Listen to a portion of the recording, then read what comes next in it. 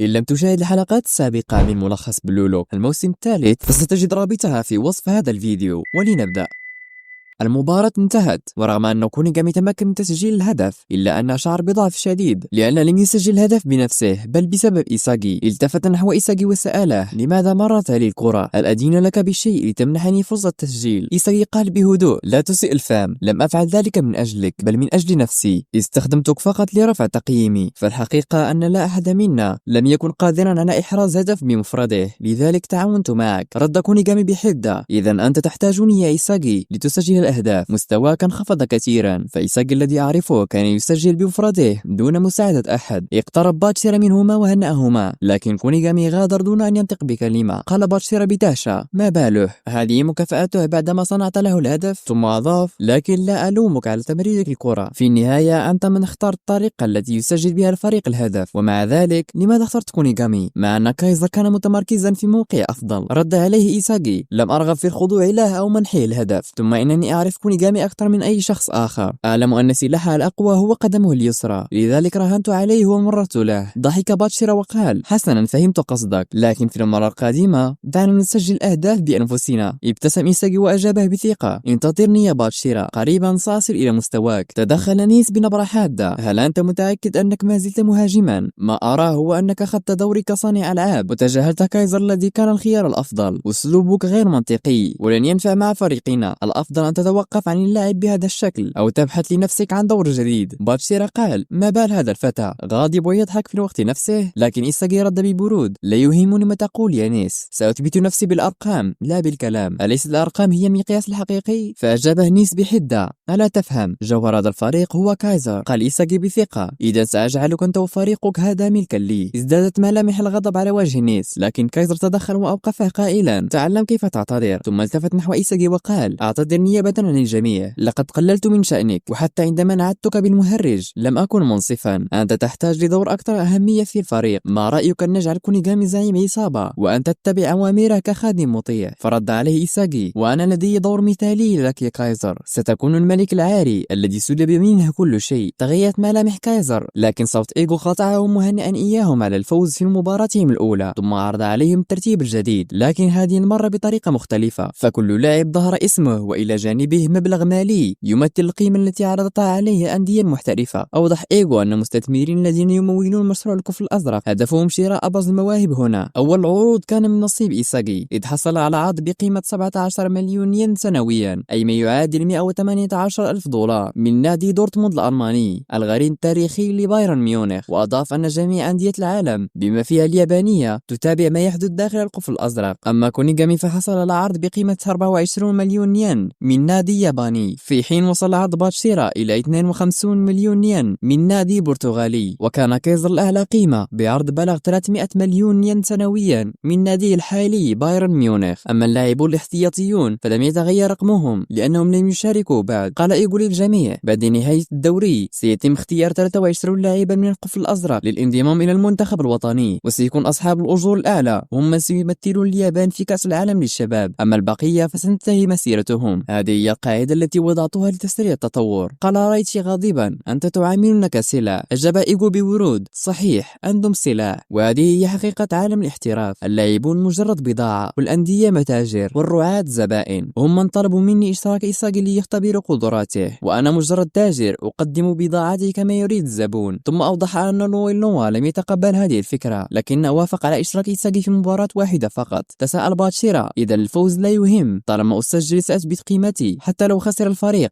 أليس كذلك؟ رد إيغو: نعم، هذا صحيح. ويجب باتشيرا بهذا النظام الجديد لأن ليس مضطرا للقلق إلا بشأن نفسه. لكن إيغارشا شعر بالقلق من الفكرة، لأن الفشل هنا يعني أنه لن يرغب فيه أي نادي آخر، والشعور نفسه سيطر على أغلب اللاعبين باستثناء غاغامارو الذي ظل متحمسا كعادته. رد إيغو بسخرية وقال: هذا التوتر الذي أراه في وجوهكم يعجبني، تعابيركم وردود فعلكم مثالية. لم يفهموا قصده، فأكمل: هل نسيت أن كل ما يحدث هنا يبت للعالم؟ ثم وعرض عليه مثال لمباراة رين في باريس سان جيرمان، وأخبرهم أن المنصة التي تنقل أحداث القفل الأزرق حصدت 80 مليون مشترك يدفع كل واحد منهم 500 ين شهريا، ما يعني أن المشروع حقق 40 مليار ين في شهر واحد فقط. ثم أعلن أن المشروع القفل الأزرق لم يعد سريا بعد اليوم، وأن الجماهير كرة القدم حول العالم تتابع لحظة بلحظة ولادة البطل الجديد. وختم كلمته قائلا: ضعوا حياتكم على المحك، أشعلوا الأجواء واجعلوا هذا المكان الأكثر إثارة في العالم. اشتعل الحماس في قلوب الجميع. ثم أضاف إيجو بصرامة: إن انتهى الدوري دون أن تحصلوا على عرض رسمي فذلك يعني نهاية مسيرتكم الكروية. لا يهمني كيف ستثبتون قيمتكم، المهم هو النتيجة. وأخيرا أعلن أن مباراتهم القادمة ستكون بعد 10 أيام ضد مانشستر سيتي، الفريق الذي يضم ناغي وهيوما وريو. سنعود 10 أيام إلى الوراء، إلى اليوم الأول من انطلاق المرحلة الثانية. هذا هو الجناح المخصص للدوري الإنجليزي، حيث يشرف على الفريق المدرب كريس القادم من نادي مانشستر سيتي. كان هذا المدرب يؤمن بمبدأ واحد لا يحيد عنه، أن الجسد السليم هو الأساس الحقيقي للاحتراف، وأن الموهبة وحدها لا تصنع لاعبا متكاملا. لكن كلماته تلك لم تكن موجهة للاعبين فقط، بل أيضا للكاميرات، فالرجل مولع بالأضواء ومهووس بالشهرة ويعشق الظهور الإعلامي إلى حد الجنون. قال هيوما إنه اختار المشاركة في هذا الدوري لأنه يريد زيادة سرعته. فجأة بدأ كريس يتفحص جسده بدقة مريبة، مما أربكه للحظة، ومن مجرد النظر إلى عضلاته استطاع المدرب أن يحدد تخصصه فورا. فقال بثقة: أنت مهاجم سريع، أليس كذلك؟ الأمر نفسه فعل كريس مع ناغي وريو، وأشاد ببنية ريو قائلا إن جسده هو الأكثر توازنا بين الجميع. تفحص كريس جميع اللاعبين بعين خبير، ومن خلال بنية أجسادهم وحدها استطاع أن يفهم أسلوب لعب كل واحد منهم ونقاط قوته وضعفه، ولاحظ أن معظمهم يعتمدون على موهبتهم فقط دون أن يطوروا أجسادهم بالشكل المطلوب، وهو بالنسبة له أكبر خطأ يرتكبه لاعب كرة قدم. فالعضلات القوية في رأيه لا تقل أهمية عن الموهبة، بل تطوير الجسد يغذي الموهبة بينما إهماله يؤدي إلى زوالها. قال لهم بنبرة حازمة: لا يمكنكم زيادة سرعتكم أو قوة تسديدكم بدون عضلات متينة، ومع مرور الوقت سيشعر اللاعب الذي يهمل جسده بأنه تباطأ وسيتراجع مستواه تدريجيا، مما يؤثر على نفسيته. وعندما يقع اللاعب في هذا الفخ يكون وكأنه وقع بيديه شهادة وفاته الرياضية. هكذا تختفي المواهب، وهكذا يخبو بريق العباقرة. فالموهبة وحدها لا تكفي، وإذا توقف اللاعب عن التطور ستتحول موهبته إلى نعناع تجره نحو الهاوية. لكن كريس أكد أن بناء الجسد يختلف من لاعب لآخر، فالموهبة هي التي تحدد نوع العضلات التي يجب على كل لاعب التركيز عليها أكثر. كل أسلوب لاعب يتطلب تكوينا جسديا مغايرا للأسلوب الآخر. وأضاف: فهمكم لأنفسكم وأجسادكم هو ما سيجعلكم محترفين بحق. ثم خلع قميصه كاشفا عن جسده المثالي وقال بابتسامة واثقة: إذا أردتم أن تصبحوا مثلي اتبعوا إرشاداتي بدقة، ولا تنسوا الماء أفضل من الكولا، خصوصا المياه التي تنتجها شركتي. ومجددا استغل الكاميرا ليروج لعلامته التجارية، ثم التفت إليهم قائلا: إذا أردتم أن تغيروا العالم فابدأوا ببناء جسد قادر على ذلك. مهمتي هنا هي أن أساعدكم على فهم آلية عمل أجسادكم، وسأدفع قدراتكم البدنية إلى أقصى حدودها، عندها فقط ستشتغل مواهبكم الكامنة. بهذه الفلسفة تمكن كريس من الوصول إلى القمة ليصبح واحدا من أفضل 5 مهاجمين في العالم. نعود الآن إلى الحاضر. كان ناغي وبقية اللاعبين تابعوا مباراة بايرن ميونخ ضد برشلونة، وشعر ناغي بالدهشة عندما رأى العرض الكبير الذي قدم لإيساغي. حين أدرك الجميع أن هدف دوري الأنانيين لم يكن فقط اختيار لاعبي المنتخب، بل أيضا فتح الباب أمامه للحصول على عروض من أندية أوروبية كبيرة. أما كريس فكالعادة لم يضيع أي فرصة للإعلان عن منتجاته وهو أمام الكاميرات. وفي نفس الوقت كانت مباراة باريس سان جيرمان ضد يوفنتوس قد انتهت، وحصل جميع لاعبي القفل الأزرق المشاركين فيها على عروض احترافية. آريو تلقى عرضا من نادي ياباني، كاراسو حصل على عرض من ناديه الحالي ليستمر معه بعد انتهاء مشروع القفل الأزرق. إيكو وصل عرض من نادي إيطالي عريق جدا. شيدو تلقى عرضا من أياكس الهولندي. أما رين فما زال يحتل المركز الأول كأغلى لاعب في المنشأة حتى الآن. وبعد نهاية الجولة الأولى جاء ترتيب إيساغي في المركز الخامس. كان ناغي متحمسا جدا للنظام الجديد ووجد يشبه الألعاب التي يعشقها، بينما تعامل هيوما مع الأمر بجدية أكبر، فهو لا يريد الفشل بعد أن وصل إلى هذه المرحلة المتقدمة. يعتذر كريس للاعبين لأنه لم يخبرهم من البداية بحقيقة دور الأنانيين، موضحا أن إيجو هو من طلب منه إبقاء الأمر سرا حتى نهاية الجولة الأولى، لكن أكد لهم أن لا توجد مفاجآت أخرى. وقال بثقة: مباراتكم القادمة ستكون ضد بايرن ميونخ، إذا أردتم مكان في قائمة الأفضل فعليكم الفوز. ثم بدأت التدريبات وكانت جميعها تركز على زيادة الكثافة العضلية استعدادا للمواجهة المقبلة. كان ناغي سيبدأ لأول مرة تدريبا جادا، عازما على إثبات موهبته وإجبار الجميع على الاعتراف به. وهنا يا أساطير سنتوقف. شكرا لكم على المشاهدة، دمتم في أمان الله.